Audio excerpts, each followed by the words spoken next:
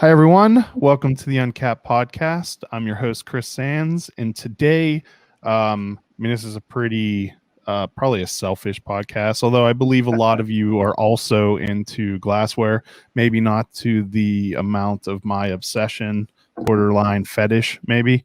So I'm so pleased to be joined by one of the best in the business, Ryan Hoffman. I would say probably mostly known as Huffy Glass and Volta Glass Studio. Does a lot of work with 450 North. That's where a lot of you listening probably has seen his amazing work. Thank you for joining me, Ryan. Thanks for having me.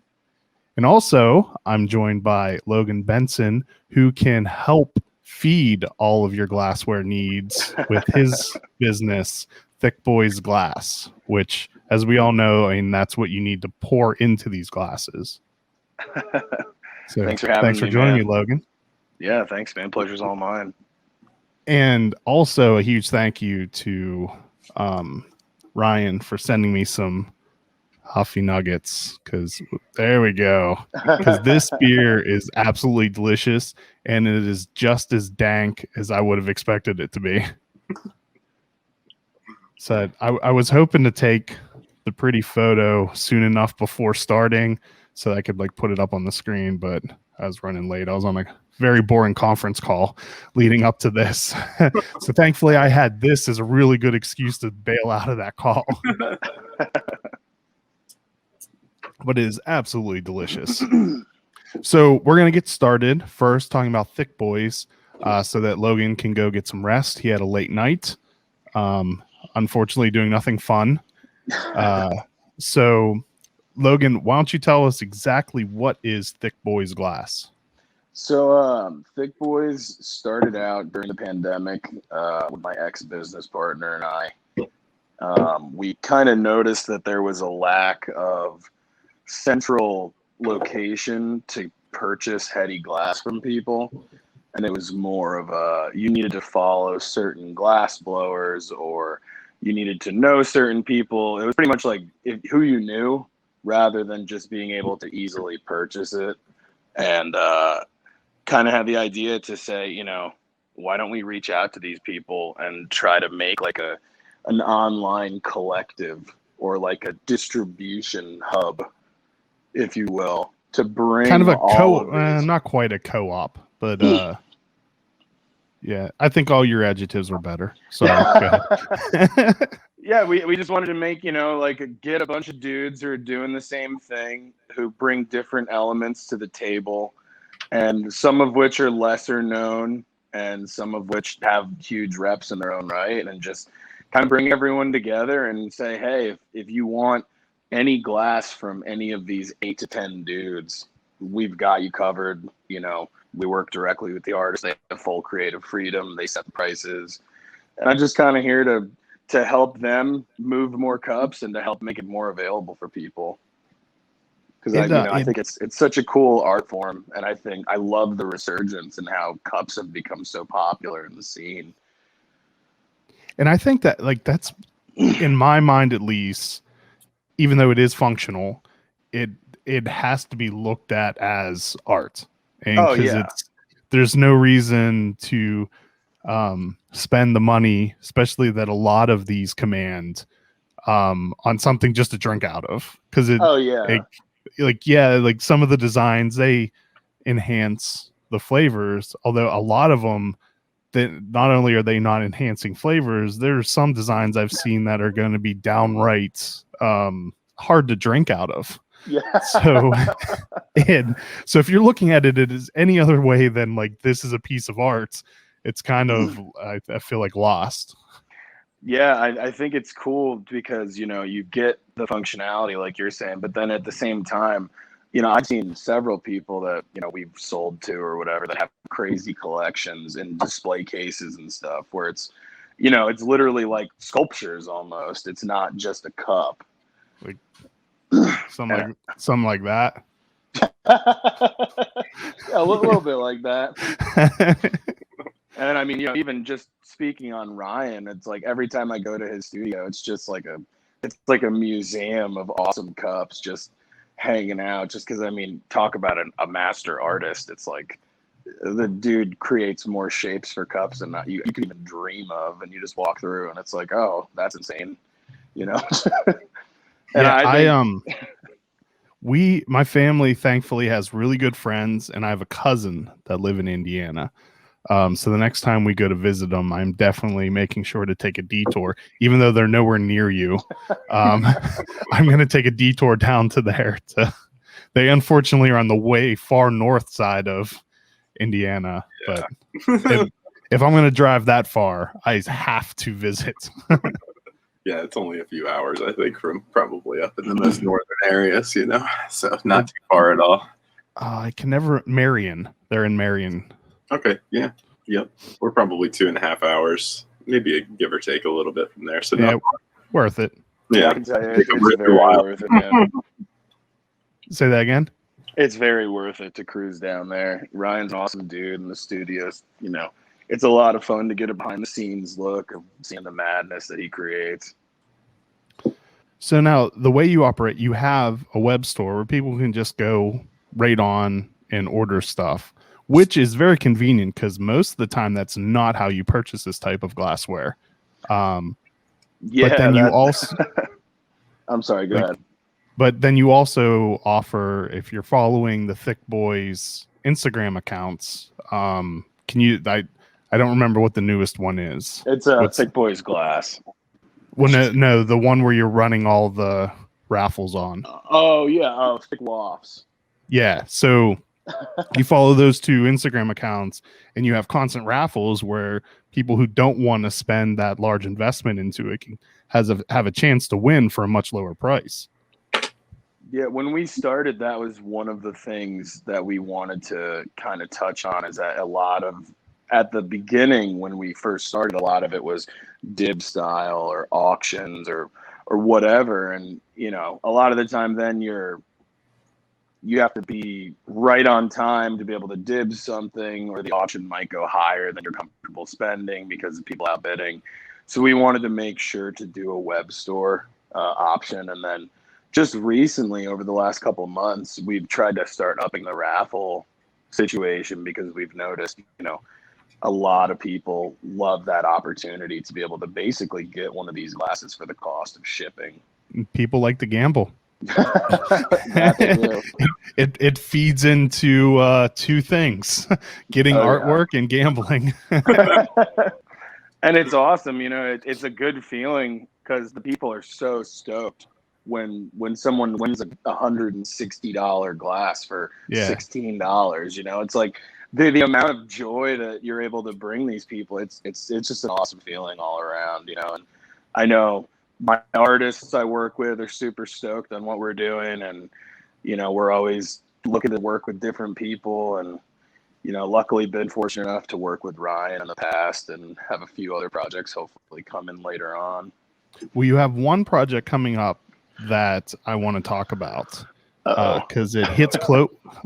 Well, I want to give it a little bit of promotion. For sure, yeah, let's do it.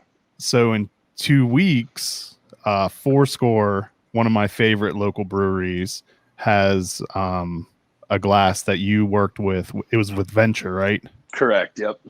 Coming out for their next Jamba release, which I saw pictures of the glasses and they look pretty awesome. Super stoked with them, yeah. I had no idea that you could get that level of detail with sandblasting a logo on them. Like I've seen some of the pictures of Ryan's glass where and those were a higher level that I thought you could achieve. But then like the Fourscore logo on those glasses, yeah, I had no idea you could do like almost shading work. To be honest, when I first saw the finished product too, I was kind of taken away by it. I was like, wait, what? And the dude I primarily use blasting out your glass down in Kentucky, he just got a new program or a new software. He was telling me like you could basically get almost photo realism. Wow. And I mean, I was like, oh, cool. Okay. You know, and then he showed me and I was like, oh, you were not exaggerating. Yeah. I saw that and I'm like, I never would have thought that was possible. Yeah. And then Ryan, as a heads up, that is a process that I'm going to ask you to go in a little more detail on. Definitely. So stay tuned for that answer. I'll prepare myself. But so that's a cool project because one, the glass is awesome looking, and two, Jambas are absolutely delicious beers. Oh yeah, I'm a big fan of Fourscore. Those guys are awesome and love their beer, and was super stoked to be able to work with them and bring this project to fruition. So how did you, like you said, why you wanted to do it? Like, how did you end up even getting into this? Were you just like a fan of the glassware to begin with, or? Yeah, always been a fan of glass as a whole. I used to go to a lot of music festivals and stuff, so I've been around a lot of glass blowing and pipes and pendants and marbles and stuff like that, and just realized that there was a market for these hand blown cups that were coming. It was really starting to gain some steam, and seeing people like Ryan and like Rad Glass and like a couple of the bigger names just kind of inspired me to be like, I can't blow glass, but I'm good at networking and I'm pretty decent at business. So I think there's an opportunity here to make the whole buying process a little easier for everyone. So I've binge watched both Blown Away and Forged in Fire. So in my mind, I could easily blow glass and make swords. They're making glass swords. Yeah. So no, I do know that is a completely different style of glass blowing. Now I know that. I did not know that last year. Most people don't. So you at least don't have to explain that to me. Yeah, most people don't. They just think blown glass and it's all the same kind of thing. That's a general consensus almost. I learned because I think I just mentioned Blown Away, and they were like, no, it's not. It's nothing like that. Yep.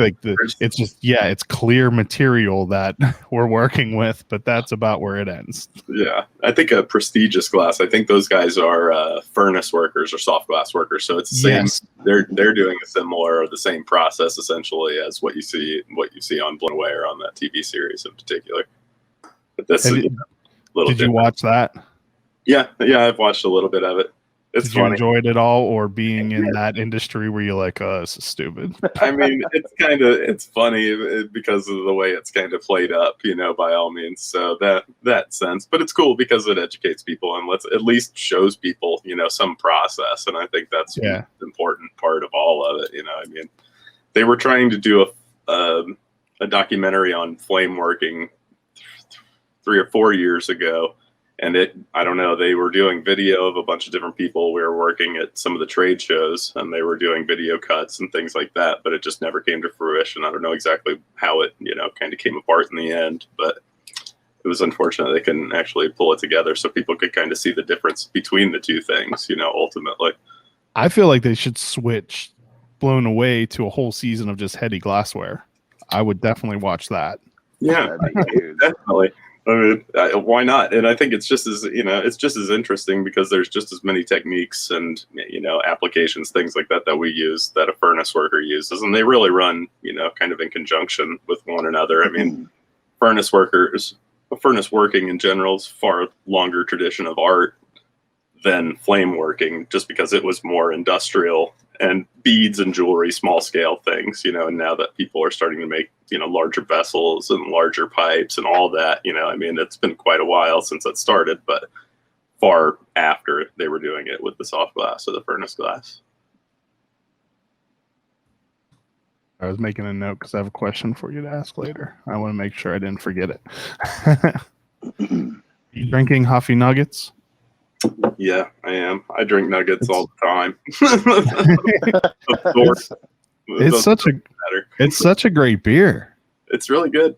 It's really good. I mean, that's the bonus. To me, I was like, I knew it. Of course, like I said, I've been a nugget hound for years, and so I'm pretty much all about the style of IPA that they create. You know, that's one of my favorite things. And I think that's why they ultimately gave me the beer, just because I'm probably one of the bigger advocates for the nugget. You know, it's been a thing. I'm like a person that'll bypass a slushy and drink an IPA. I mean, I think a lot of people are like that. There's definitely a market for both of them.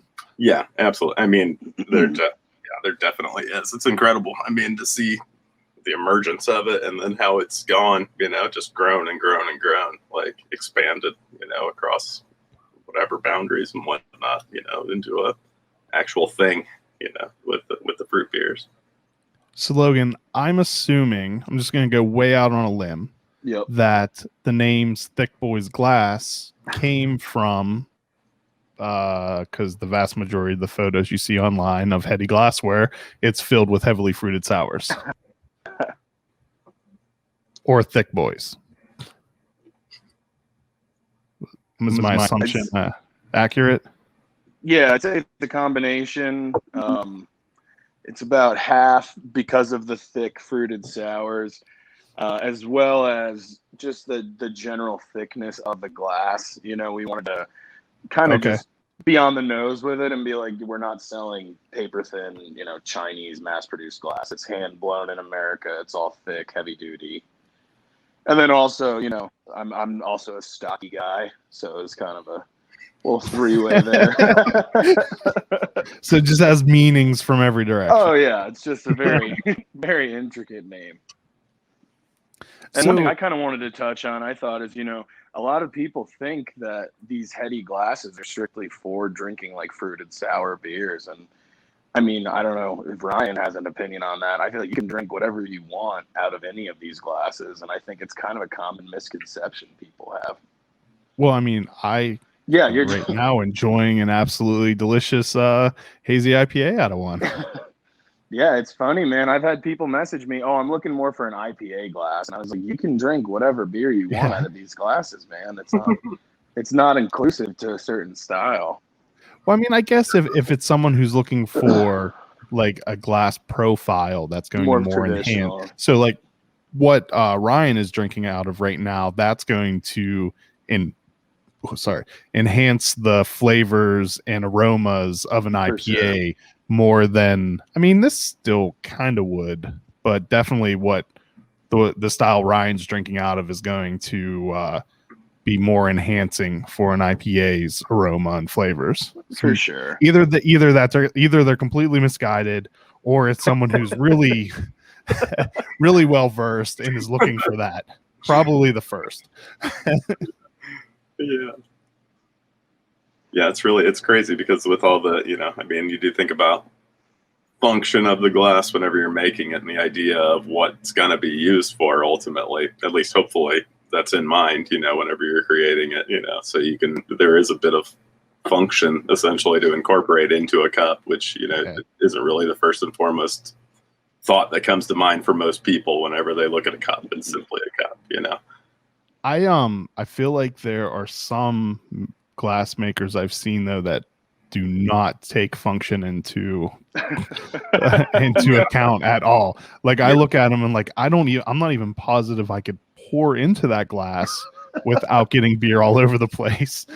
Well, a lot of the shapely things are really nice, but again, when you think about it, when you tip that beer back and then you tip it back down, if there's a bulbous bottom or essentially a taper in that glass, it's going to create a plug that's going to back in your face. You know, like I've made cups, you know, doing prototyping and things like that, you know, and it's literally, it'll glug and spit in your eye, you know, it's like, scrap it. You can't use that, you know, I mean, there are things like that to actually account for, you know, whenever you're making or, you know, coming up with a profile or a design for something, you know, again, because it's like the most basic function of something can backfire, you know, if it's simply just with a form or a shape or a taper or anything like that, you know, and sometimes it's not considered. It's more about, you know, looking at it as art, but yes, it's going to be used. So it's you know, you're kind of trying to find a balance between the two ultimately. So one of the things that we had talked about, Logan, was it was what I often describe to people is the Venn diagram of heady glassware, fruited Mhm. sours, and people who enjoy pot. And now, Yep. wait, quick side note: have you watched any of the promo videos for Purple Urkel? Where No. you have to look it up. So the guy who played Steve Urkel came out with Yeah. his own cannabis line Oh called my Purple God. Urkel, and they have a bunch of promo videos, and one of them is with Snoop Dogg, and it's absolutely hilarious. So I always describe it as like, there's just three groups, and then they all meet right in the middle. And Oh yeah. what do you think the reasoning for that is?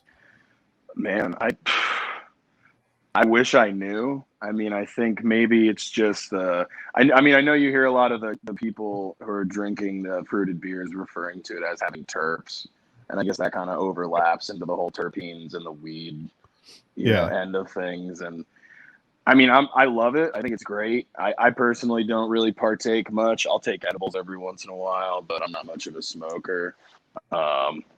But I mean, I think it's cool that it overlaps so much, and it's bringing some of that heady influence into the, in the glass world, into the beer side. And you're starting to see some of these like crazy bong and pipe makers, even like Ryan, implementing different techniques that you'd normally see in a pipe or a bong or whatever into a beer glass.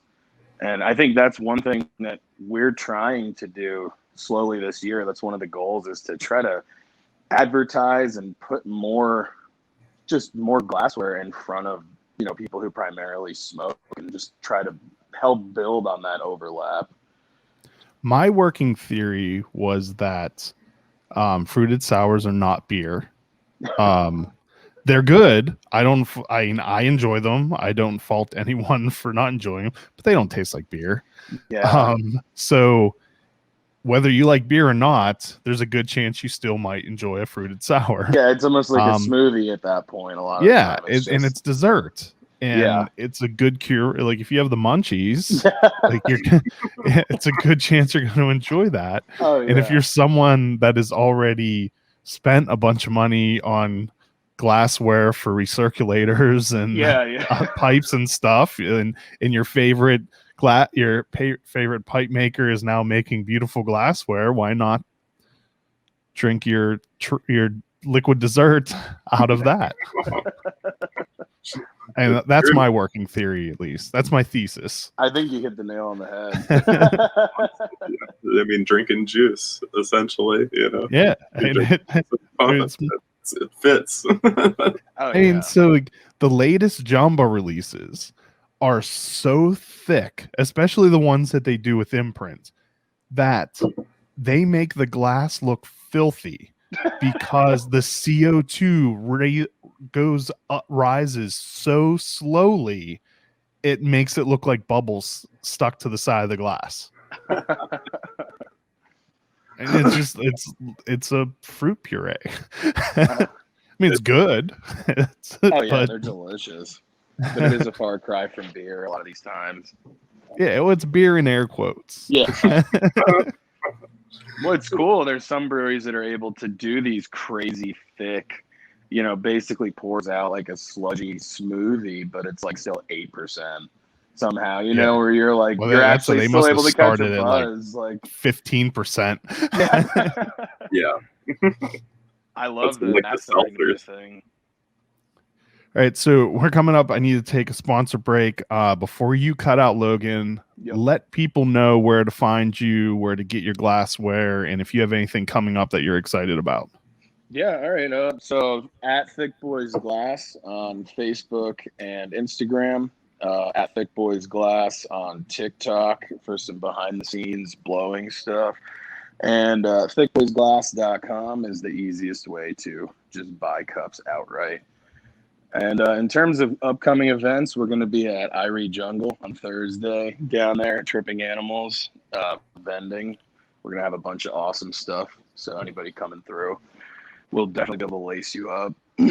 And next month, we're doing something with Oozle Finch for their Friends with Benefits Sourfest. We will be vending there as well. Which I'm hoping to be at, but that may be the weekend that the next version of Sans Jams, a heavily fruited sour that I make with Full Tilt Brewing. Yeah. And I think that may be the weekend it comes out, so I may miss out on news. Well, dude, I mean, if you end up making it, make sure you come say what's up. Oh, I definitely will. Yeah, I need to. They need to lock down when it's going to get released, and then if it's not going to be that weekend, I'm definitely going to come down because it's not far from me at all. Hell yeah, man! And thank you for joining me. Anyone who's looking for the easiest way possible to purchase this type of glassware, Logan is who to go to. His website has stuff in stock, and you can just order it. ThiccBois.com. All right. So we're going to take a real quick sponsor break, and then we come back is when I start grilling Ryan with questions. All right, guys. He's going to help me become a master glass blower that Blown Away makes me think I can be. We only need 10 minutes. Yeah. So we will be right back. Take it easy, Logan. Later, Ryan. Later. If you haven't heard about our beer dinners, well, now you have. Typically, the last Tuesday of each month, we partner with a local brewery and craft an exclusive 5-course dinner. Each course is thoughtfully paired with some of the finest craft beer available.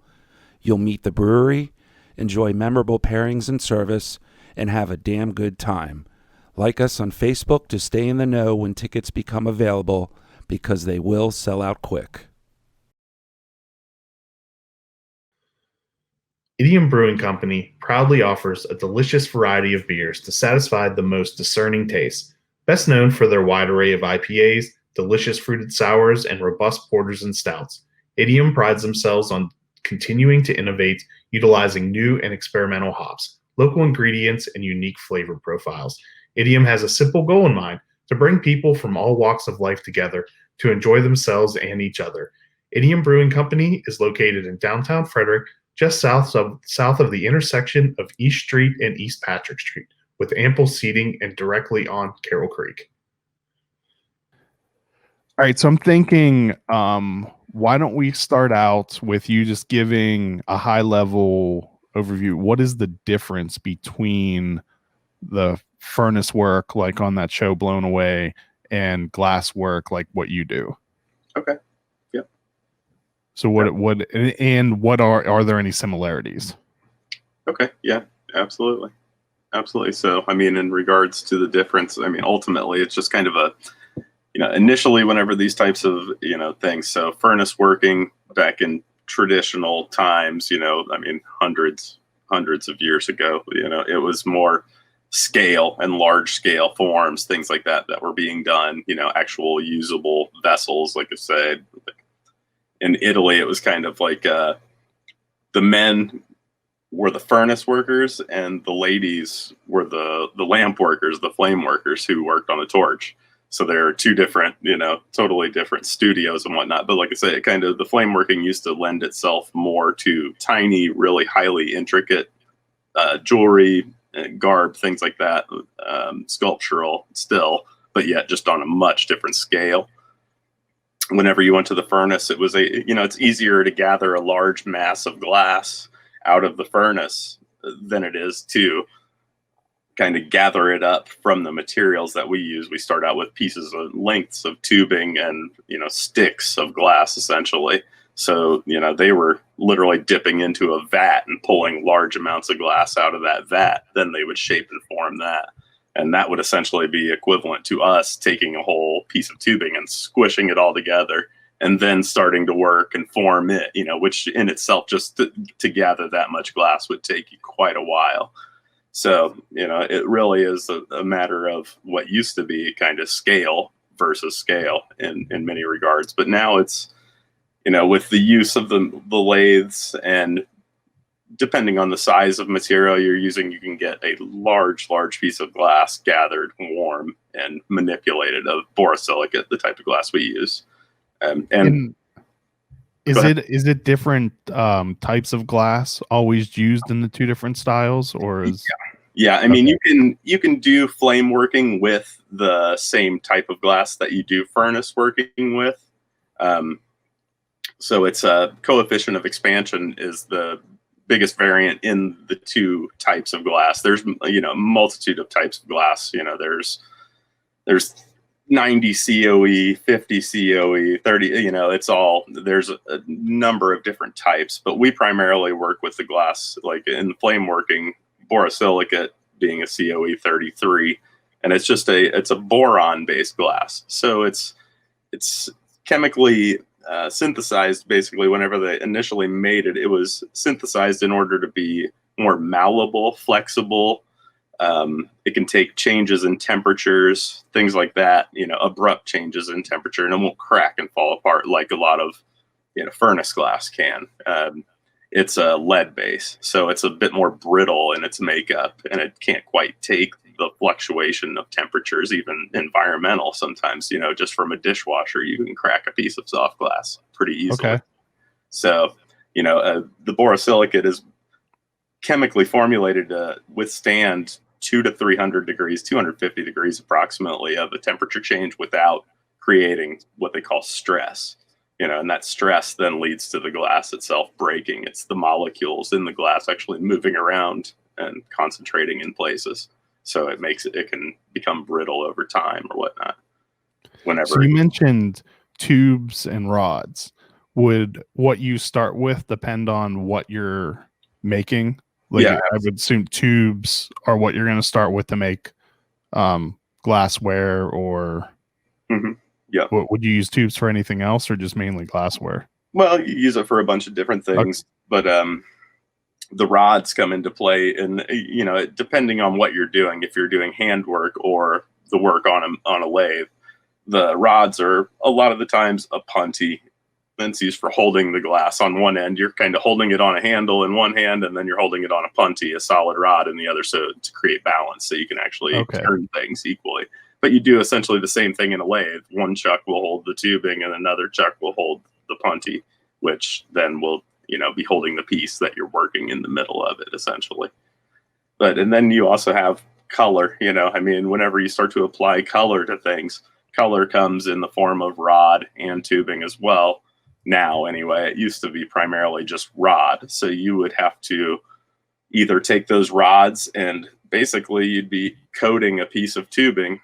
You would just wipe it down with that rod over and over until it was, you know, totally filled, and then you'd melt it down, and then you'd have colored tubing. So you're basically making colored tubing from colored rods. Okay. You know, it's a crazy kind of a process, you know what I mean? But it whenever you actually see it, it makes much more sense, and, you know, like in how it's done. So is that how you accomplish the Rasta glasses from the latest 450 North release? Yeah. They were green, yellow, and red rods. Yeah. And then I actually put clear rods in between them to separate them. So that's what gave the clear space. So you could still see the color of the beer through the glass. That was kind of the goal, you know, without making it just solid red, yellow, green. So I did clear rods in between them to separate the pattern, so you could still see through, you know, there was some transparency through the glass, so you could still see the color of your beer.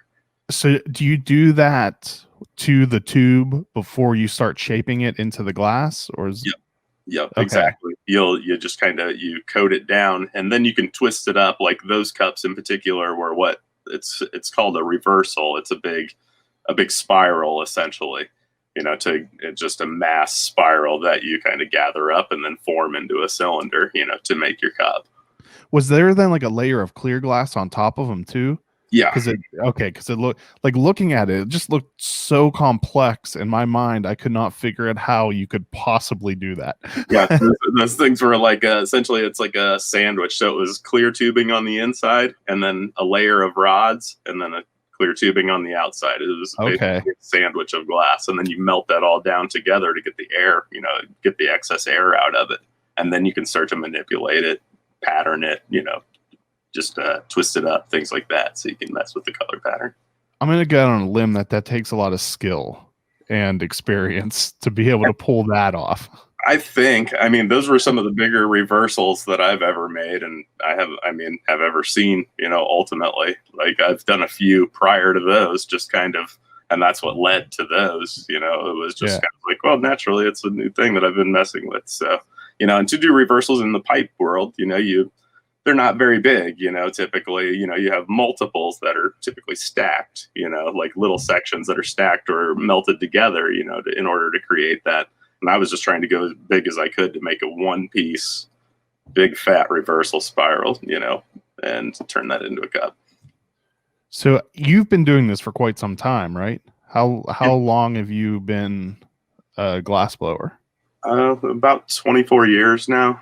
I started in the 90s, worked as an apprentice for a little bit in the studio, and then went to North Carolina to an art school, Penland. It's out in Asheville area, kind of up in the mountains, but I went there 3 years in a row, just working under different, just OGs, people who had been, doing flame working for, 30, 40 years, things like that, just to really try and learn the ins and outs of, working glass and how to make it nice. How did you find yourself getting into that? Like picking that as what you wanted to do professionally?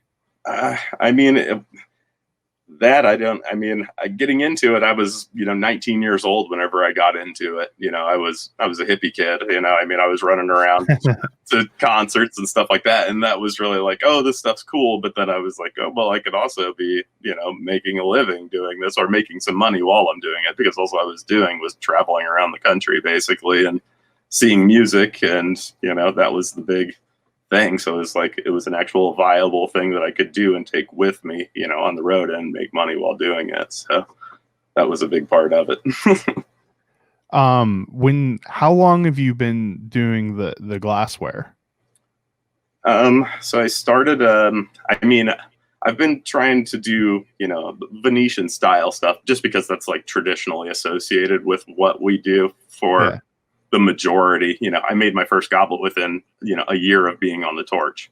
So, but whenever it came to the beer stuff, barware, things like that, it was like 2017, I kind of started a side gig, Boro Barware, and that was a lot of decanters, a lot of bottles, tumblers, liquor glasses, some beer glasses, things like that back then.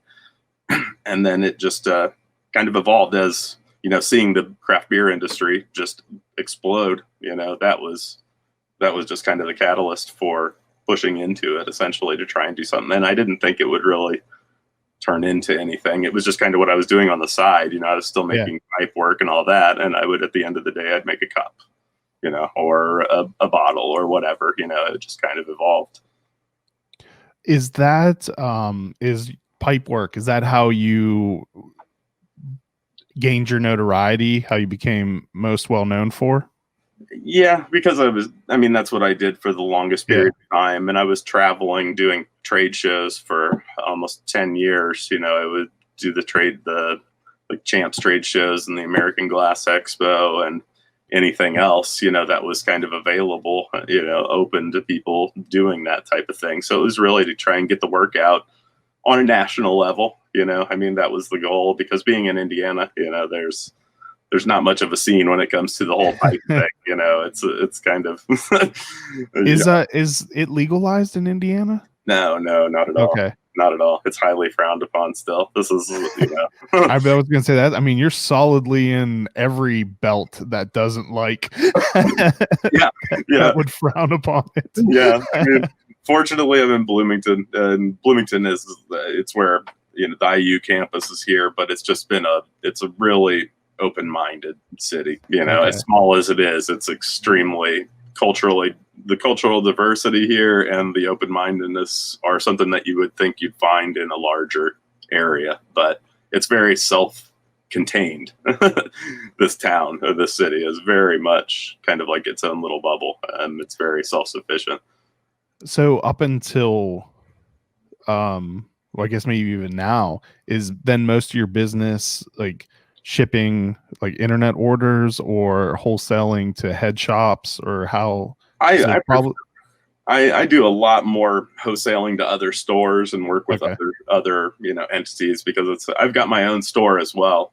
But I ship a lot of work to bigger cities, Philadelphia, New York, wherever, Miami, just out in California, a number of different cities. And it's just because the markets there are so much bigger, and it's really far more. But now, I mean, I've kind of over the last few years kind of shrunk the scale of the business just for my own sanity, because I was, managing fucking half a dozen people at a time, and then trying to do my own work and run a store, everything else for, that's just not really it's not my thing.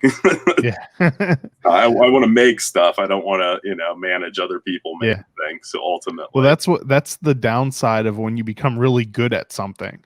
People for some reason want you to stop doing that and then just manage other people doing it. Oh yeah, absolutely. I know. And it takes a lot of the joy away from it, because it's like, I never would have in my life signed up to be a glassblower if it was like glassblower / manager, that's not, that would have never even, never happened in the first place if that would have been the case. It's to me at the time, it seemed like the natural evolution of things. So I started taking on apprentices and training people and all that. And I was like, well, then we've got 5 people standing here making glass. We should sell it. Of course. And we should, push for that. So kind of went that direction for a number of years. And then, it all became a little bit more than I really cared to, really try to continue and facilitate. So it's still big enough, in the sense I produce a decent amount of work on my own, but it's not on that nearly the scale that it was even, 2 years ago.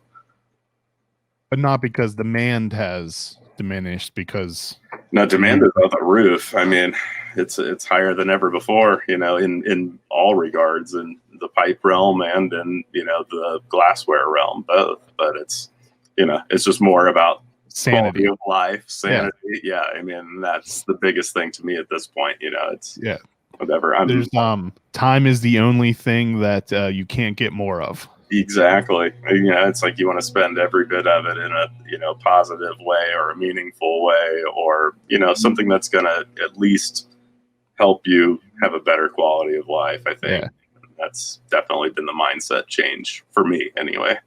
Because at first it was just pump as much product as we possibly could. It still had to be of a quality, a certain quality level, but it's like we went 6 days a week, a full crew of people going as hard as we could every day.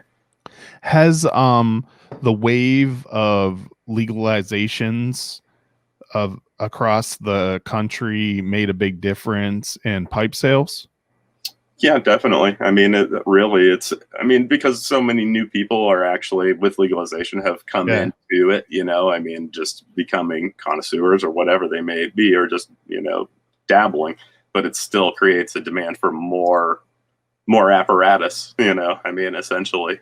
So, do you see as like states that are newly legalized do you see an uptick in sales to those states?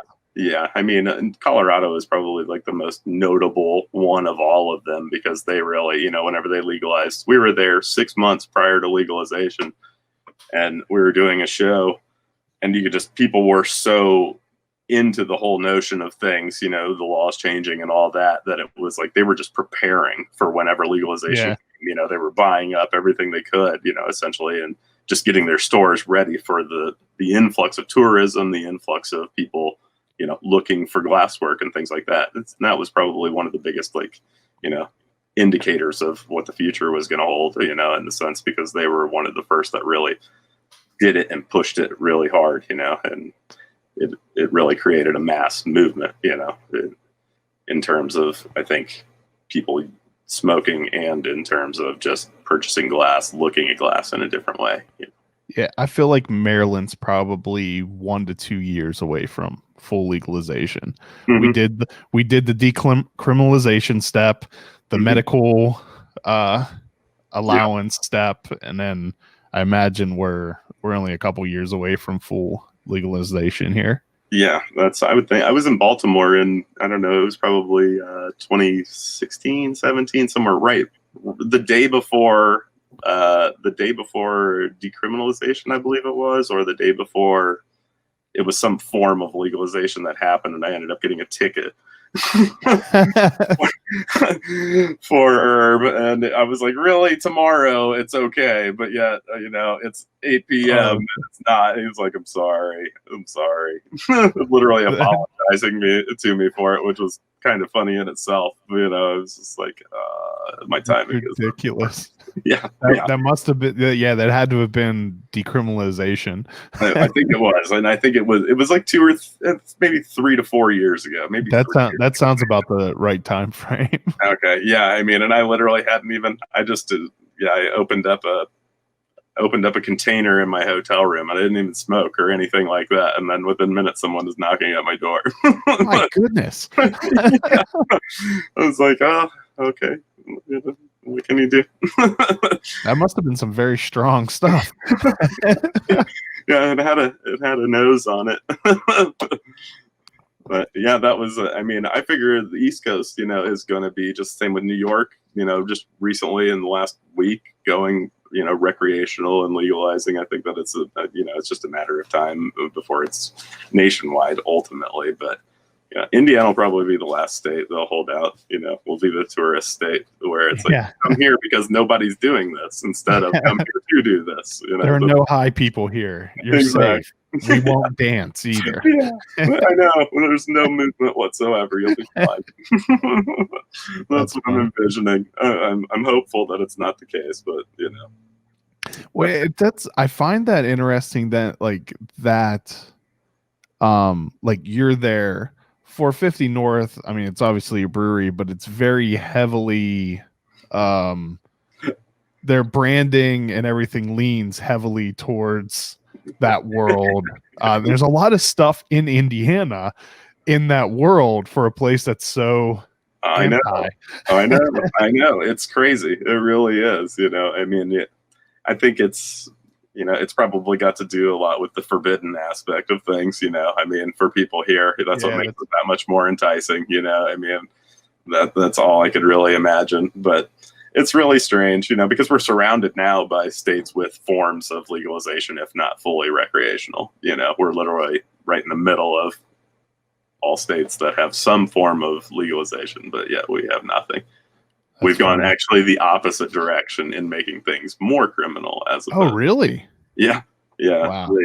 The legislature has gone. There's supposedly legislature on the table for some form, medical or recreational, but if it sees, if it actually makes it into the, into the Senate or the Indiana House or anything like that, we'll see. Let's take another quick sponsor break. I also wanted to grab another beer because this feels like it's going to be at least a 2-beer podcast. And then I just have a bunch more questions for you. So we will be right back. There are many reasons why I have chosen District East for where I purchase beer. I love the flexibility of being able to make a custom 6-pack or take home a crowler from one of the 8 beers on tap. Their friendly and knowledgeable staff do an amazing job at keeping a diverse selection on hand. You can even purchase artwork from the monthly featured artist. District East is located on Northeast Street in Frederick in the same shopping center as Family Mill and Rockwell Brewery. You can find today's beer lists on the District East Facebook page or at www.districteast.beer. To all you craft breweries, wineries, and distilleries out there, listen up. Atlantic Custom Solutions is the real deal in providing you branded growlers, ceramics, glassware, and accessories like koozies, coasters, and keychains. Their high-definition digital printing, organic ink, and low-fire process ensures your brand is printed in ultra-high definition, giving you a one-up on the competition. We've used Atlantic Custom Solutions for uncapped branded glassware and couldn't be happier with it. Check them out. Visit www.brandmybeverage.com or give them a call at 434-286-4500 to learn more about how they can help you brand your business. Uncapped is brought to you with support from McClintock Distilling, Maryland's first and only organic certified distillery. They are well known for their award-winning gin and are rapidly growing a name for themselves for their Matchstick Bourbon and Bootjack Rye Whiskey that have both won double gold at international spirits competitions. You can visit them in historic downtown Frederick along Carroll Creek for tours and tastings. Go to McClintockdistilling.com for more information.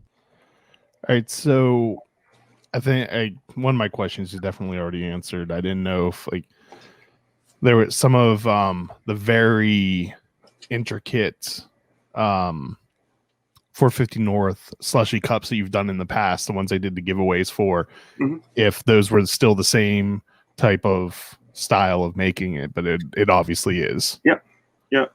It's just a little more embellishing, How long does it take to make one of those? I mean, Like, I'm sure like there's varying degrees in those ones, because some of those Nintendo ones were ridiculous. But even like the snake and the dragon ones were super intricate. Like how many hours are dedicated to making just one of those glasses? I mean, you're in the like 30 to 40 man hour range. That's insane. It is crazy. I mean, I have Tyler, my assistant, like between the two of us, he does a lot of cold working and a lot of the carvings and etchings and things like that. So between the two, between design and the actual physical work and making the glass, then the carvings and all the cold work, it really would end up taking us nearly, we'd maybe be able to, between the two of us, get 2 finished in a week, and that'd be a full, 6-day, 10, 12 hours a day work week. And it'd be pushing it, because we make, I make all my materials. Like I make all my colored tubing. I make most of that stuff. I don't just, a lot of people just buy it. And, I prefer to make everything that I use in the process, just because, then I know the quality level of it and if it should be used or not, essentially. So you take just chunks of glass and then extrude them out into okay. Yeah, you would make kind of like I was talking about the sandwich, you could make like that of just a solid color and then turn that into just a big mass of colored tubing and then use that in the body of the cup instead of just going and buying a chunk of colored tubing, which you can do, but I prefer to use, what we make in house. And like I say, I know all what goes into it, because some stuff has inclusions, some, little just flaws naturally in the glass. So it's like I can actually kind of mitigate that by making it all on my own, as opposed to just buying what someone else has made and kind of buried or hidden or whatever it may be. So I watched a video recently, and lathe work was very differently than how I envisioned it in my head. So it seems like there's like a lot of it, and let me know if I interpreted this correctly, that the shaping of the glass depends a lot on like actually manipulating the two sides of the lathe, like compressing inwards on it. Yep. Yeah, absolutely. It's because you have that mass of glass in between the two chucks, and whenever you gather glass or want to thicken it, you're going to let it come together. You heat it and let it melt, and you bring it together, which will thicken the mass that you're working with. So, and then you can blow it out and stretch it, which will give it nice slopes and even, just kind of tapers, things like that. It changes the form. And you have a blow hose, or it's basically a hose that you can, you have in your mouth, so you can puff into the piece or even kiss it and suck air out of it to shrink it down or expand it, as opposed to blowing in a bigger pipe or kissing on a bigger pipe, which then in turn would do the same thing. It's nice because the lathe, it holds the glass for you, so, and turns it consistently for you, which a lot of people can't do by hand. To have, especially whenever it comes to having something kind of weighty or large scale, that becomes an issue, because it's, some people are right hand dominant, left hand dominant, things like that. And once you've got something that's molten in between your hands and you're trying to turn them consecutively or evenly, that kind of all goes out the window. So it's really nice. It's a huge, that's how you see people are able to blow glass after 5 years and make really nice forms and really things like that, because it's like something's doing part of the process for you in many regards, which is, I was a hand worker for the majority of my career, and I started dabbling on the lathe, a decade ago or a little longer, maybe 15 years. But that was always kind of the backup. I still always made everything by hand. And now I've definitely pushed myself to get on the lathe, sit with, especially for the barware and the cupware and things like that, because it allows me to really make things nice and hefty. The tooling and the forming, that's how I can do, just as much tooling and forming as possible is by having that lathe kind of, aid the process essentially. Are you able to use, like, I'm assuming you would not be able to do something like this at all without a lathe? I mean, I'd be able to get a semblance of it, but it would be And tough. by this, I'm showing most people are listening to this. It's a glass that he made that has a large ball section, and then very thin, actually almost like sharpened bands. A couple of those, and like all the lines are very precise and clean. Yeah, it really, it's having something hold things for you, it makes, because then you've got two hands to use as opposed to two hands holding something. And then you're trying to use a tool that's mounted on your table and, roll it against there. It makes it far more feasible whenever it comes to doing those specific type of forms. Now, the lathes you use, are they specifically made for glass blowing? Yeah. Or are they, okay. Yeah.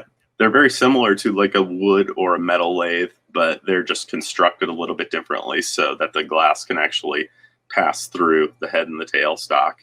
So then you have access to it. So you can plug it and put a blow hose in the other end of it, basically. But it's a very similar thing. And it's at a very lower RPM than what wood or metal is used at, right? Yeah. Yeah, absolutely.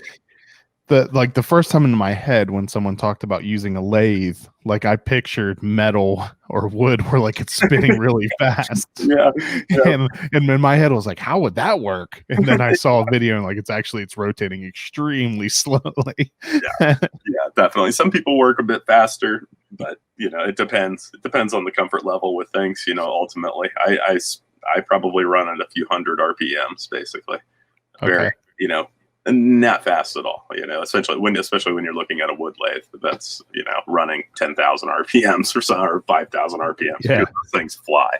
If you put a piece of glass in that, it would be extremely dangerous. I imagine it would just fall apart at that point.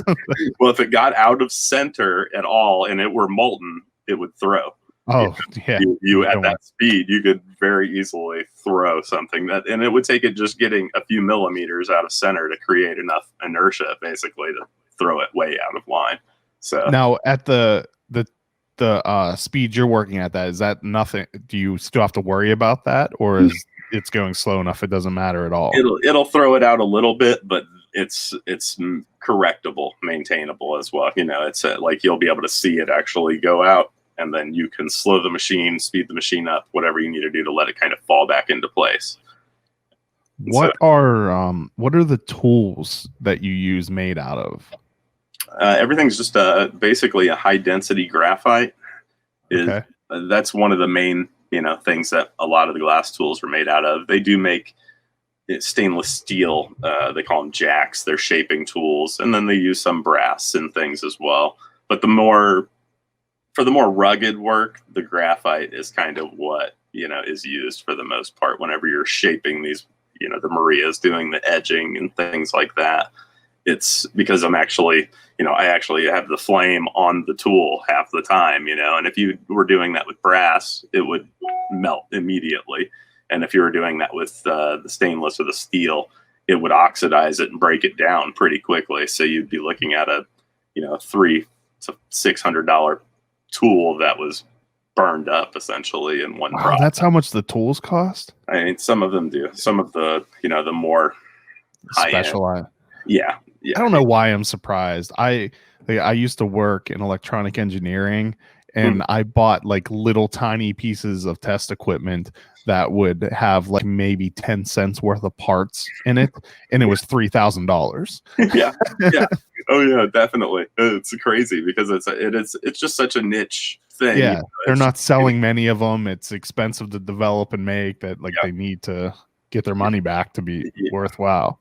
Yeah, exactly. And there are a number of manufacturers now, but I mean, that's grown over time, of course. So I think everybody, it's just kind of the status quo has been met. The set standard has been met. So now it's just kind of following suit. It's like you would think over time that tool pricing and things like that would go down, but I think it's more of maintaining a level and then only going higher now at this point.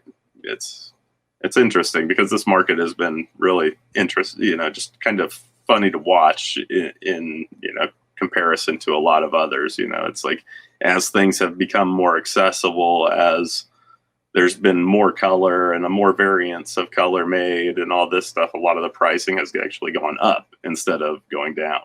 Like in many other markets, or industries, the price of things would start to go down as supply gain, but it hasn't been quite the case.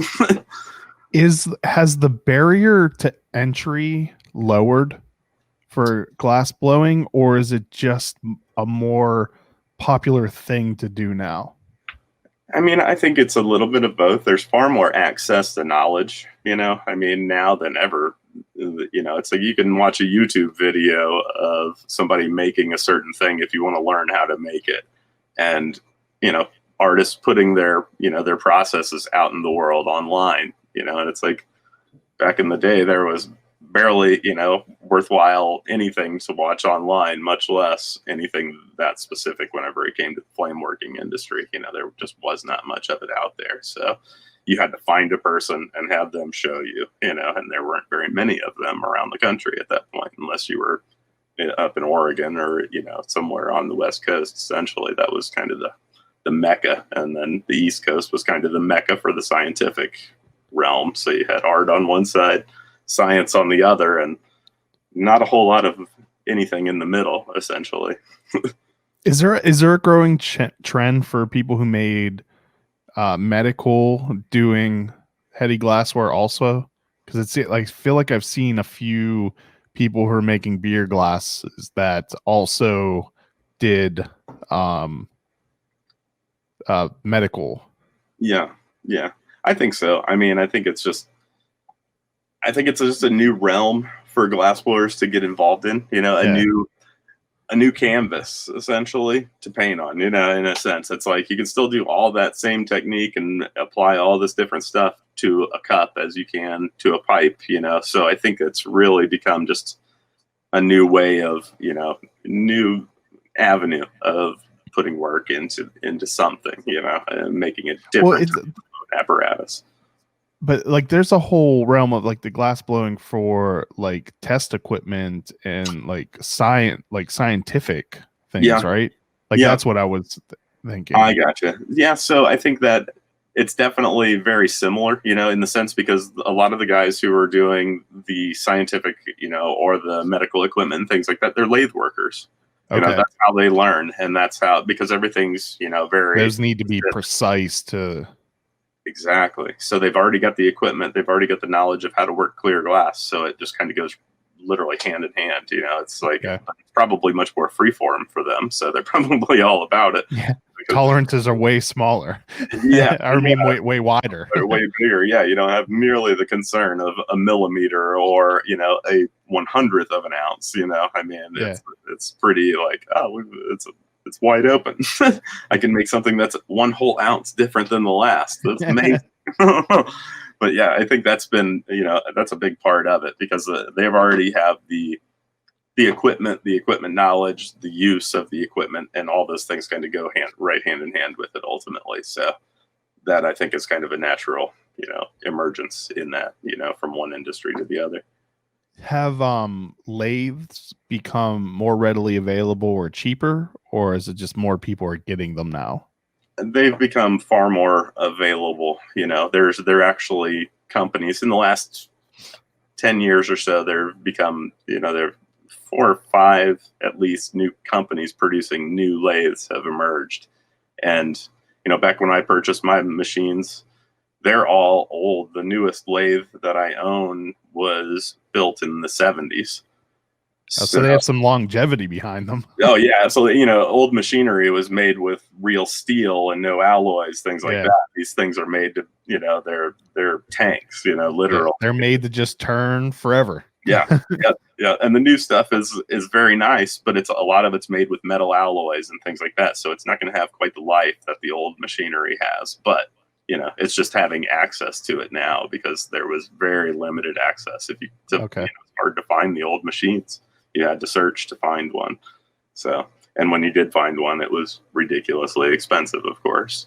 So that I think has been a big game changer too, whenever it comes down to it, because more people now are learning. That's how they learn. Like I say, they learn on a lathe. Instead of learning how to do handwork first, they learn how to do lathe work first, which is, it's easier because you've got a machine turning the material for you, So it's crazy because it's changed kind of the whole direction of this type of boro, this type of glass, because there's more new people in the pipe realm and more new people in the cup realm, all that, in every realm of this type of glass production, essentially. I was going to ask you which way you prefer making, but I'm also betting that using a lathe is way easier on your body than handwork. Yeah, it is. And I used to do a lot of my, like making the color tubing and all that stuff. I used to do all that by hand. Every day I would start out by making a couple pound chunk of colored tubing to then make a piece out of. And it's like by the time you get done making just a piece of tubing, you're a couple pounds in the hands after, half an hour, it feels like 50 pounds in the hands. It gets exponential over the course of time. So having the ability to let a machine carry the, the heavy weight for you essentially makes it just far easier. But I don't know. I've heard there are a lot of, health problems that can happen when you're the other type of glass blowing. Is there anything like that with the borosilicate glass, or does it not? Are the fumes and things not is something you have to worry about as much? No, I mean there are significant issues that come from it, especially from not keeping a clean environment. Whenever you have, just like with soft glass or furnace glass, broken up silica or broken up glass, on a tiny dust, or an atomic level even, it floats in the air and you can inhale it. And that creates silicosis of the lungs. It's a actual hardening of the lungs because you get glass deposited in your lungs. Oh, geez. Yeah, that's probably not comfortable. No, not at all. I mean, from what I understand, it's pretty treacherous. I mean, it really is. It's not a good thing. But we use ventilation. A lot of ventilation and just a lot of air movement is kind of key. And from what I've experienced, just to keep the fresh air coming in and the bad air going out, and you're burning a torch. So it's kind of like, if you burned a fireplace in your home, you want to evacuate that air, otherwise it's going to eat up all the oxygen in the room. Essentially, you're going to get carbon monoxide poisoning, something along those lines. So it's really important just to be ventilating your area. I have a very localized hoods over. My studio has a number of torches in it, or spaces for torches, and I have hoods over every area. And I think that's what you're just sucking out everything directly above. Yep. Like kind of like how you would with woodworking, with like pulling the sawdust out as you're working on it. Yep.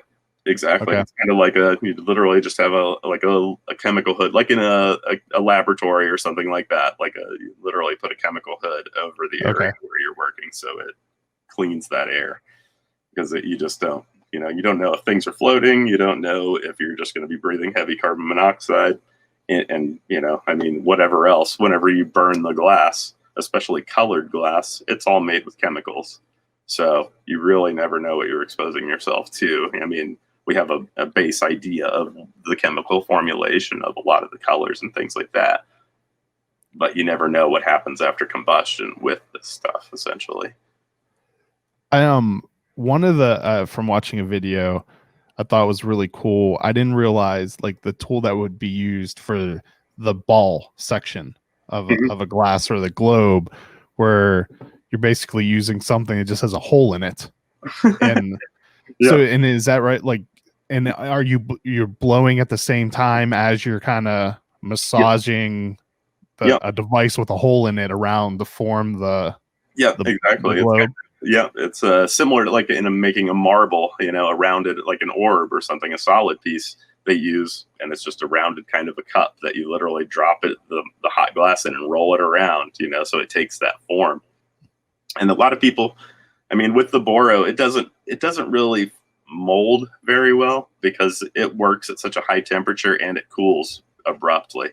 So it's not very friendly to mold forming whenever it comes down to it. You end up, even if you do use a mold form, you end up still having to go back and remelt it to smooth it out and clean it up. So as little bit of molding as you can possibly do, the better, ultimately. I had watched the video where someone pointed out how expensive a torch was. What's the differentiator in the difference of how the torches work? Like, what makes one better and more expensive than other ones? I'd say, size, of course, because some are going to be able to heat a larger mass of material. Okay. Some are going to be smaller, so they'll only heat so much. But then you have some that are they produce a different type of flame chemistry, essentially, because they can introduce more or less oxygen. Some are just two valves on off. You have gas and you have oxygen. So you've got two valves. Others, you have three valves, so you can introduce oxygen. Then you can change the flame chemistry by adding air or oxygen to the flame as well. So that's whenever you start seeing the price differentiation, I guess. Okay. Probably heavily based off of those two key factors being scale, size, or flame chemistry that the torch or the tool actually produces. And is that just like how hot the flame can get, or is the? It's hot, and it also kind of the cleanliness. It's thoroughly combusted. Versus a little less, which you might get impurities coming from if you're burning propane, things like that. You produce carbon, you produce a few other kind of byproducts. So the cleaner the torch burns, the less of that you produce. Okay. And you can use different types of, I use natural gas. Most people run on propane. Natural gas is far cleaner than propane. And that's why it's cooler, a little bit cooler than propane, but it's far cleaner. So it's, in my eyes, it's just a trade-off. And I'd rather have a cleaner burning torch than a hotter burning torch if I can still achieve the same. Is that the cleanliness of that, is that from like an environmental, what you're breathing in standpoint, or does it also affect the clarity of the glass? A little bit of both. Okay. Really a little bit of both, because those deposits and those impurities, if they're in the flame, they're going to spit straight onto the piece that you're working on, in the course of time that you're working on it. So they can translate into the glass where you'll get pitting and some almost fog looking effects, things that you're really trying not to get, but it can happen just because of the torch or the way that the torch is burning. So when people are looking at this type of glassware, how can they tell a high quality one as opposed to a lesser quality one? What types of things should you look at to make that determination? I would think, clarity, of course, holding that thing up to the light and kind of looking through it. That's going to be a big part of it. But then also textures. If you're seeing lines on the glass from where it's been paddled or manipulated, that's kind of, it's not an imperfection, and it's a part of being handmade, but it's also something that most of us strive to you eliminate that. It's going to be there at one point or another, but then you go over and try and melt it down to smooth that out and get rid of it. But clarity, texture, and then just evenness, I guess, ultimately. If you can look at a piece and see kind of waves within the wall, if you're literally looking at a cup and you can see a massive wave in the wall or something like that, it's a thick spot or a thin spot, it's just, it should look nice and smooth and fluid whenever you're, looking through it. Essentially, that's one of the bigger parts of it, I think, too. And that's really what, comes from the actual craftsman. So you can see what they're doing in the process. Does the thickness in the or like the heft of the glass indicate anything, or is that just a preference of the glass maker of how thick or thin they make them? I mean, a little bit, unfortunately it's like you can attribute everything to it, but if it's made with like import or like not to sound negative or anything about it, like Chinese material in particular, it's of a lesser quality because the standard of production is different than what you find in Czechoslovakia, and that's where some of the finest glass in the world comes from. Okay. And so it's like you can, even if both weigh a pound or 2 pounds, like the guy that's made with the subpar material is still going to be of a subpar level, because what you put in is kind of what you get out essentially, and some of the subpar material is just more brittle. It's just not as strong ultimately. So and it is. The chemical makeup of the glass itself is not as robust as what you would want to use.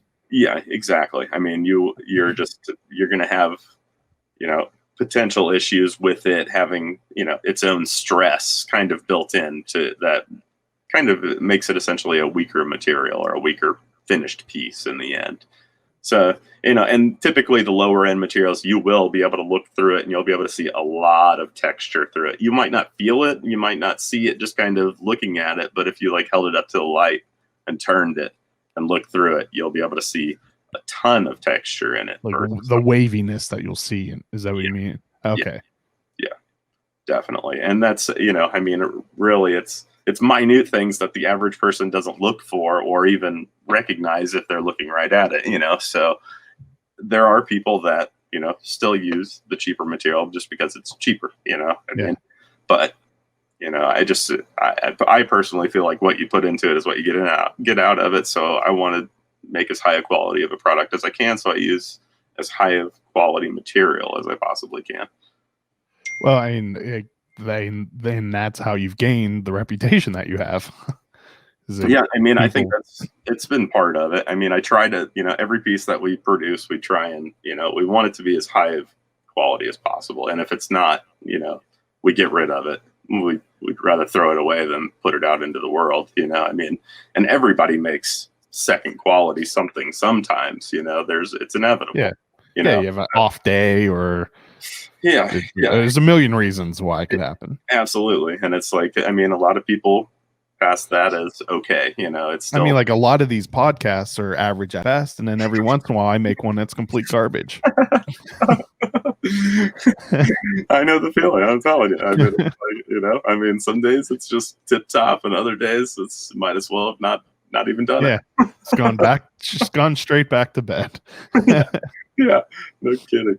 No, it really is. It's just a big, I think it's the mentality of the person behind it, and it's like, I look at it, every piece has got my name on it or our name on it, so it represents us out in the world. So we want to make it as nice as humanly possible every time we put something out there. So is the distinction, so Huffy is you, right? And then Volta Glass Studio that's my studio. The studio, and anyone that's working there is under that name. Yeah, well, I mean, and Tyler, who works with, he's Huffy Glass as well. Okay. We each touch every piece, and that's and it used to be, it wasn't that same way. I still touched almost every piece that 5 other people made whenever there were multiple people here, because I'd be the one that was doing quality control, just checking for flaw and altering things if they needed to be altered or cleaned up. So, it's kind of just an all-encompassing thing. People back in the day, whenever I was making work as an individual for shops and things like that, they just started calling it Huffy Glass, and I didn't name it myself. It was just kind of, the name was kind of given, and I just kind of had to roll with it. That was going to be my next question. Where did it come from? But that's good. Yeah, it's my last name, and that's where it stemmed from originally. And like I said, I just kind of, other people were calling it that, so I just kind of was like, okay, well, it's already getting known as that. I might as well ride with it. And lean in. Yeah, exactly. Don't put any work into trying to figure something else out. No, a lot easier. It's It's been figured out for me. I mean, why would I want to do that? I don't want any input. So how many hours or how long does going into making like your average beer glass that you make? Probably about 2.5 hours in the end. I spend a little bit of time, I'm kind of slow in the sense, like I take my time whenever I'm making stuff. A lot of people bang them out. I mean, I've seen some of the other guys, that are doing these, they pump out a cup within an hour, bang them out. And it's due to the fact, I think I try to use large scale material because then I can melt it all down and then come back and reform it. So I don't just take a piece of tubing and shape right from the tubing directly, like I take a big segment of that tubing and kind of melt it down and then go in and form it. So I can work out any impurities or any, see any flaws that are in the glass essentially, as opposed to just taking a piece of tube and squishing Marias and blowing it out a little bit, cutting it off. That's, I don't know. I'm just particular in the sense, like if it's got a flaw in it, I cut it out. I'll take the whole chunk of tubing and throw it away, and then I'll start with a new one. What's a Maria? Which part of the glass? Like, does this glass have a The Maria? little sharp guys. Okay, so the bands, the bands on one are okay.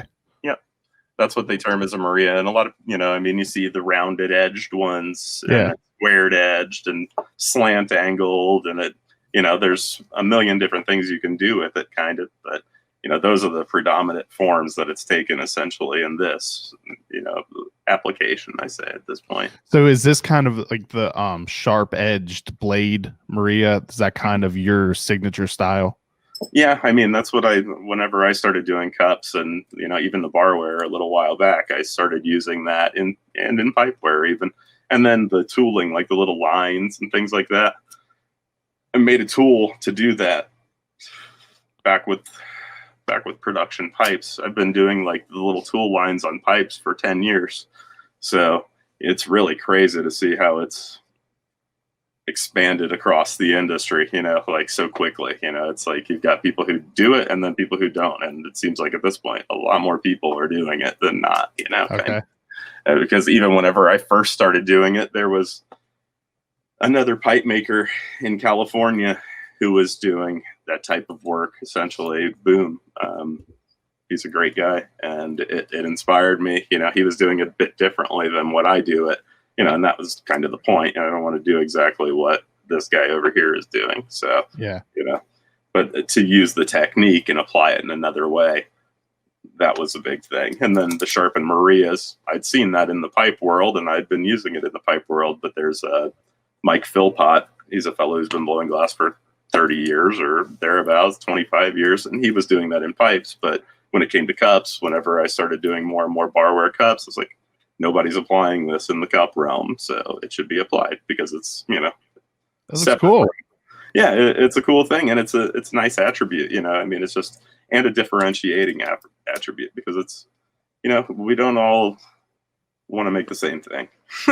It's like especially to differentiate, I guess.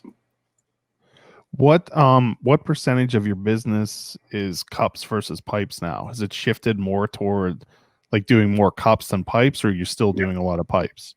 It's definitely shifted more into cups in the last year. At first it was kind of, running tandem, 50-50 for a little bit, but then it's blown up into cups. I never thought it would, evolve into this by any means. I had no idea that it could. I didn't think there was a market that could sustain it, so. Well, if there's one thing that us craft beer drinkers and fans have proven is that maybe we aren't the best with money. we don't always maybe make the best financial decisions on what to spend money on. Well, coupled with an appreciation of quality. Yeah, I think that's what really, is the biggest thing. Most likely that is, but it's a lot. It's not nearly as funny to put it that way. Yeah. But it's if you're I mean, you think about most average people are like you would spend you'd spend $20 on a 4-pack of beer. I mean, Yeah. that blows their mind. It's like I can get 3 cases of Budweiser for that or whatever it may be. I don't even know. But I think that goes hand in hand with the appreciation of the craft. This is just another craft. I mean, people call it art, people call it whatever, and it's like I look at it as a craft. My father was a craftsman. He was he was a woodworker and whatnot, and I mean, it's like the art's the abstract trash in the bucket, on the ground. That's the art. This we go into with the intent of making something with a function to it and a form to it. There's there's creativity, of course, involved in it, but yet it's definitely a little less organic, I think, than like throwing paint at a canvas, things like that. So that's what I call it, a craft. So I think it kind of goes hand in hand with the beer craft. Well, I mean, I consider craft beer to be art. When you combined what just the passion and creativity put into the liquid itself to the thoughtfulness put into labeling and naming and and this is just another complementary aspect of it. Yeah, it really is. I mean, I can see it both ways. I definitely, it's far more than just it's far more than making a wicker basket. Yeah. I mean, that's its own craft or art, I suppose. But anything that people put, the effort, the time, the thought, and the care, I think that is it is a form of art in its own right, by all means. Is it fair to say that in the beer world, you're best known for your work with 450 North? Yeah, I think so. I mean, because that's, been the dominant, factor in all of it. That was really, those guys were the catalyst for me to even push into cups, in the sense of a serious thing. I didn't really anticipate it at all. It was just kind of when I initially, it was a little over, it was about a year and a half ago, not quite a year and a half, but right around there, whenever they'd been making slushies for a year plus already at that point, which I'd never seen. I'd never seen a fruited vice at that point. I had no idea 3 years ago, no clue what it even was besides what they were making. And then after seeing the popularity of that grow a little bit, and that's when I was like, well, it's a slushy, slushy cup. It should have something to represent this thing. And so making a couple of them and taking it over there, and they were at first I think a little bit reluctant because nobody was selling high-end cups at that point. No breweries were even touching on it at that point. They had, I don't know if it was just not even on their radar, essentially, or it definitely, like, it wasn't a trend yet. No, I mean, they're definitely the first place I was ever introduced and saw that type of glassware. Yeah, I mean, I don't know. And it's because they're close to me and I had been, like I say, a fan of the beer and all that, already, but it just kind of lent itself to a product, in some sense of the word. And that was really all it took. It's just like, let's at least try it. And I got over there. And at first, like I said, they were reluctant, but then after a little bit of time, I think they warmed up to the notion of it and were like, let's at least try it. And then after trying it, they were like, okay, let's go. I mean, there was no hesitation after the first, we did a 10-pack of cups for them and they sold out in like a minute, we can't even believe that. So then it just kept on growing and growing and growing to what when this last drop of them went really quickly too, didn't it? It was almost instant. It was fast. I couldn't believe it. I was, and those were some of the higher dollar, pieces because of all the worked pieces that they had. Those were some of the higher dollar pieces that they've actually sold versus giving away. Some of the pieces that they've given away are worth, if it was a pipe, it would be $3,000 to $5,000, like that. And for instance, that's it's a $350 cup, but if it were a functional pipe, it would probably be twice that. More. I put up a photo of one of the slushy cups that they sold during the latest release. So is this fumed? Yeah. Okay. That's No. silver and gold overlay, Okay. and then heavily carved. That's the frosted section in the middle. It looks just sandblasted, but it's actually we carve things to give depth. Oh, So you okay. can actually feel the texture of the piece, or of all the details on the piece. A lot of people just kind of dust it, and it looks cool, but it doesn't. I think this provides the visual, and then it also has a physical attribute to it that whenever you actually pick it up, you feel that carving, you feel the texture of the glass and the edges of all those little images. Okay. So all the areas on yours that look like they're a typical sandblasting, that's all carved work. Yeah. Okay. It just takes, it's more time, a little bit of, equipment and manipulation, things like that, in order to achieve it. And then you refire things. It's it changes the process of sandblasting into just a lot more of an actual process, I guess, essentially. You have the slush cups have gone through a couple iterations, correct? Yeah. Okay. I've recently started doing more of the beveled lip on them, just to, as you can see on that Rasta guy, Yeah. It's got a bit of an edge, so it's far more friendly to sip out of it. So that was my next question.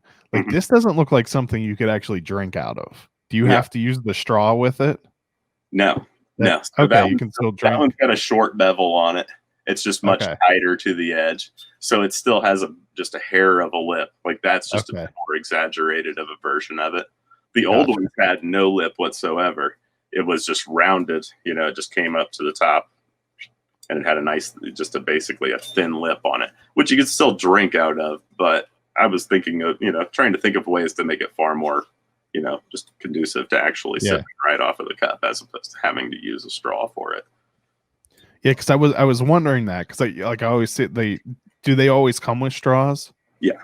Okay, so I was wondering, like, do they have to be drank using the straw? Because I definitely some of the earlier ones I looked at, like, that doesn't look like something you'd be able to easily drink out of. But Yeah. like that one where that has the razor edges and that larger lip, like that looks like you could definitely easily drink off of that one. Yeah, definitely. And it's still, like I say, it's almost, but to the eye, I think it's a little deceiving, Yeah. because they're all, functional in all senses. Okay.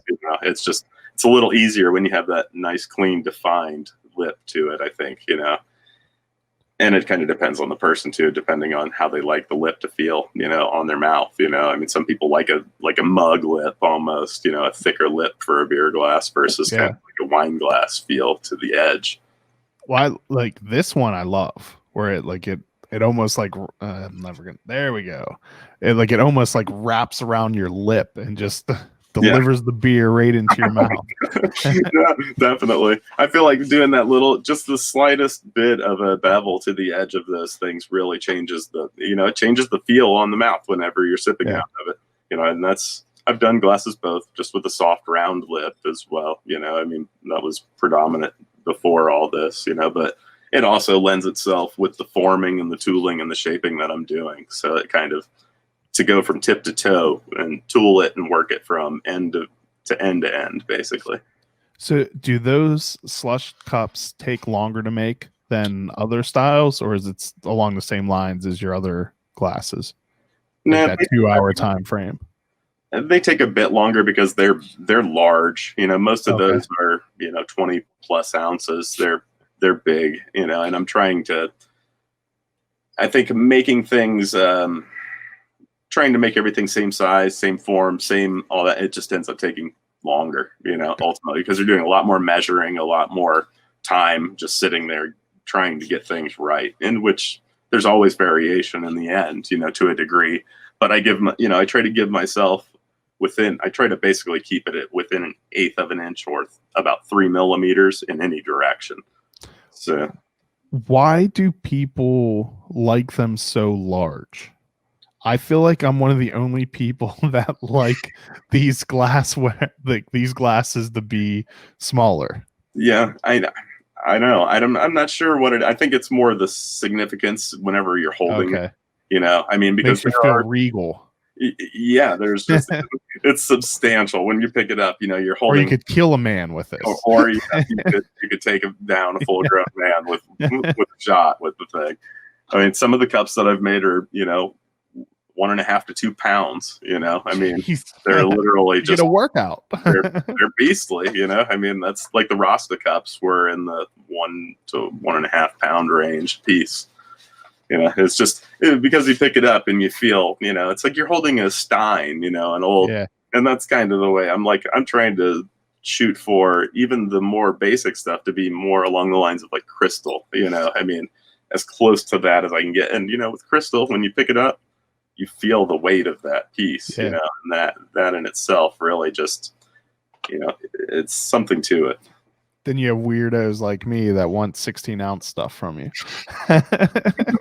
Yeah, I mean, and a lot of people do. They want right at, and I'm fine with it, but I'm like, most people don't pour a beer in the way that a 16-ounce glass is actually gonna hold. Yeah. Most people just pour a beer, and it's like, if you pour a beer in that way, or if you're trying to dump sediment, stuff like that, you're a little rougher, sometimes, and then like you need an 18-ouncer for that because you're gonna get this at least a few ounces of head, kind of deal. Yeah. So I mean, I recognize that I'm ridiculous and that like I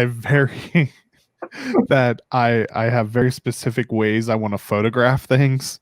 So I like the glass to not take up the whole can, even though it's completely impractical for like actually drinking a can of beer, because then you always have that more to recreate head if you need to. No, that totally makes sense. That's, so I mean, like, basically, I'm looking at it from a completely impractical way that no one else cares about. Yeah, well, I mean, but now, man, I mean, taking pictures of your beer in your cup, it's a thing. I mean, it's huge. It's huge, and so I think there's total validity in that. And I still look at it in the sense I'm like, well, a beer, a can of beer is meant to be poured all at one time, in one instance, because that's when you're going to get the truest flavor of what, comes out of the, out of the system ultimately. That's why I overshoot with most things, because I'm like, then you get a full pour and you get sediment, you get everything and then you get the true intended flavor of the beer kind of deal. But it's like, it's everyone though. Like just everyone makes like 20-ounce glasses. Yeah. Well, and it's just too big. Yeah. Well, I think too, in the sense of, I guess to make, because there's no molds, there's no forms, and it's like, people are making 24, 25, 28, I mean, huge glasses, it's like, there's no way of measuring specific volume whenever you're making a cup. So you almost have to make one, do measurements, find its volume, then try and recreate that or add a little to it, take a little away, and it's all a matter of refining and refining and refining until you're able to hit specific volumes, because you're basing it off of external measurements essentially, as opposed to any kind of way of measuring it in any other manner. And I'm hoping to come up with, I've been trying to figure out a way of measuring specific volume whenever, making apparatus for a while. And I've got a few ideas, but I've just not been able to make any of them come to fruition.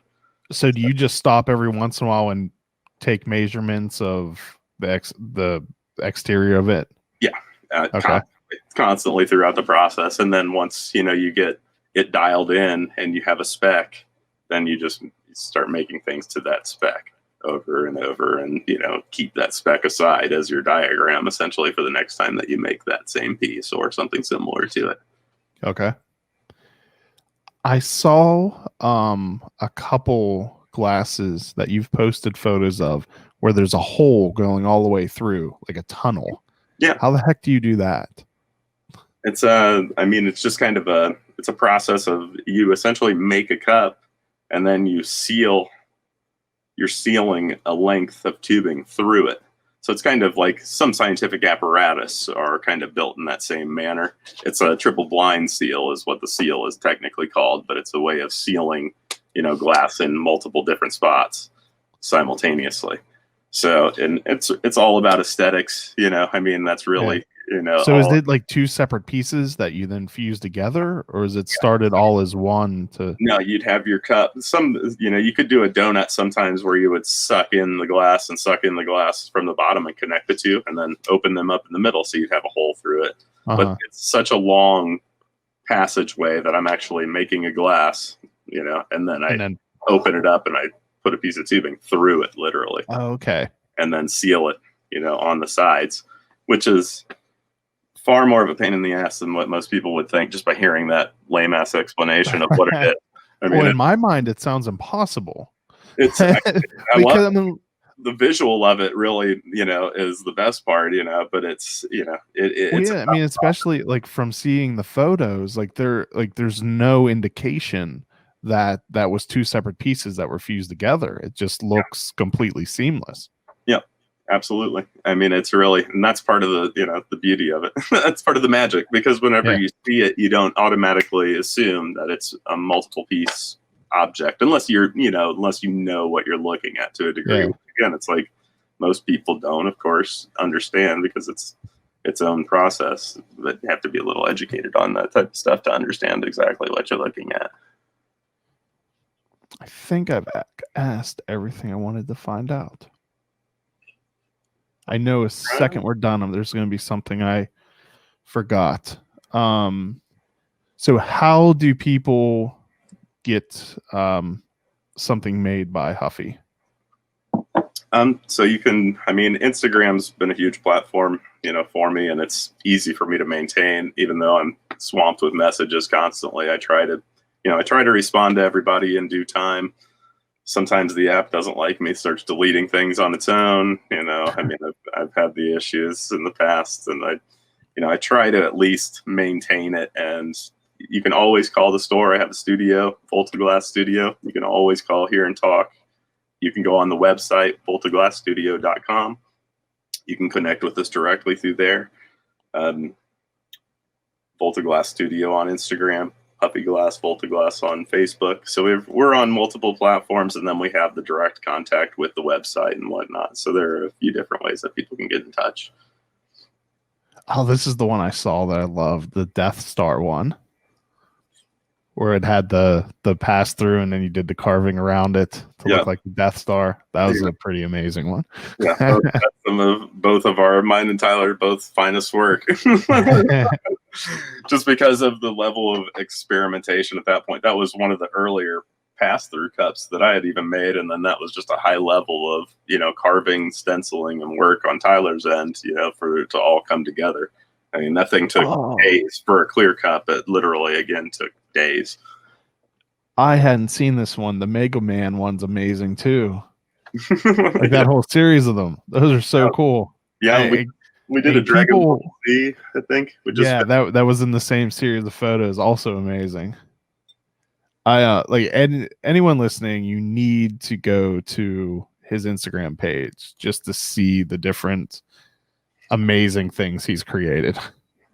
And that's really, I mean, like Logan had mentioned, you know, we keep a lot of stuff here that never sees the light of day. Ultimately, also goes directly to a collector or an individual. You know, we just constantly are making fresh work and putting it out there. But, you know, and that's why I'm not part of the, you know, the ThiccBois conglomerate kind of deal, because we maintain a pretty high level of production, and we're just busy constantly. Yeah, and you don't have the bandwidth.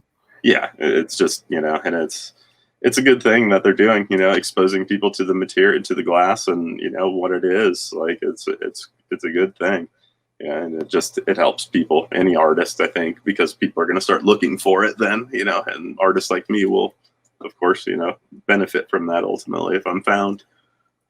So you don't do any of the like Instagram auctions or anything. People should just reach out to you directly and to find out what's available and what. Yeah, definitely, because I mean, I just, you know, I try to maintain things as they are. I don't have the time to go into a whole new realm of auctioning and waffles and all that stuff. Which, you know, maybe in time we'll hire somebody to do that, basically. But it's like, you know, I mean, most of our time is spent in producing glasses. That's what we want to do versus, you know, showing them off. You know, we're about, you know, that's been the biggest, you know, hurdle of it all, I think, is kind of trying to acclimate to the technological world. You know, put the work out there. You got to put the work out there in order for it to be, you know, seen, but got to make it too. So Do you have any projects coming up you're excited about that you can talk about? Yeah, I mean, nothing specific, but working with a few different breweries. Some of them well known that I've worked with before, and some of them not as much. But we've got a few different things coming up in the near future that we're actually currently working on now. Hopefully, meeting some deadlines. Awesome. Yeah. I mean, Yeah, it's exciting. It's really, working with 450 and, working with RAR, working with Wiley, and I just feel like we've just really, it's the tip of the iceberg, ultimately, and, really stepping into the whole thing and trying to work with more people. That's kind of the goal. Is Huffy Nuggets the first beer you've done with a brewery? Yeah. Nice. Absolutely. They let me pick up the hop profile, and they did the rest of the work. So, but it's I know what I like in terms of flavors and whatnot, and it's like it's a beautiful thing just because I love their style, their style of IPA, or the Nugget particularly. So for them to take a little bit of, I love Citra, I love Mosaic, and the Brew One, I had tried it in a couple other beers prior.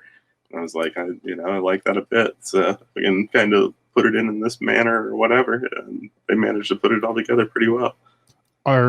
Is 450 North your go-to brewery for drinking beer? Yeah, pretty much. I mean, there's a few local spots here in Bloomington. The Sinkhole is a great little bar. They carry craft from all around the country.